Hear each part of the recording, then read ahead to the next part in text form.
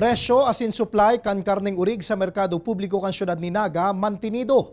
Alagad mga paratyenda, agrangay an maluyang bentahan huli sa mas hababang presyo kan imported frozen meat. Uyan report. Sarong beses sa nakada simana kun magsaod si David.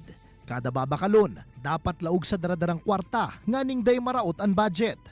Ngunya na aldaw nagbakal siya ni sarong kilong karning urig, na sigun sa iya, pirit na nindang pagkakaniguan kan sa iyang pamilya, bako sa nasa saro o duwang aldaw, kundi para sa sarong semana. Ay oo, mahirap. Napakamahal ng bilihin, kaya binabudget.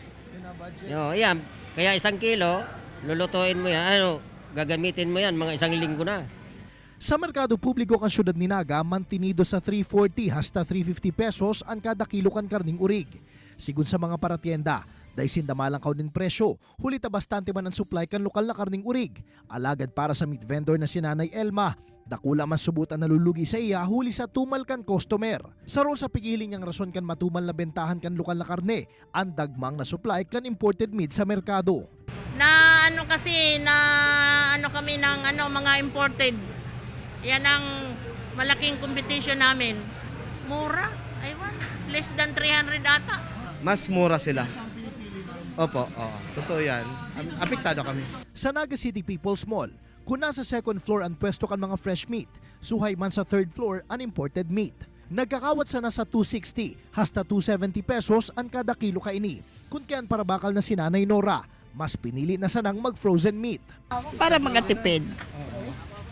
Kasi yung hindi frozen na sa 350 na ang kilo. Kadaklan kan mga supply kan imported meat, anhali sa European countries, siring kan Spain, Brazil, Denmark, Poland at siniba pa. Para man sa paratyenda kainin na si JB, hababa talaga ang presyo kan frozen meat kumpara sa locally produced meat.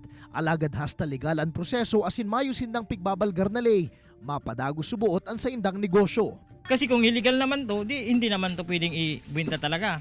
Day man pigpapangalad kan manhamiento ka nasambitan ng merkado ang pagpapabakal nin frozen meat. Alaga dapat man subot syertuhon kan mga paratyenda ang kalidad asin kalinigan kan sa indang pigpapabakal na karne. One thing is really to ensure na itong proper handling kan mga meat products are followed. Padagos na pigkukuha kan news team ang lado kan Department of Agriculture dapit sa nasambitan ng issue. Kaibanan si Carlo Abunita, Jesse Cruzat, Balitang Bicolandia.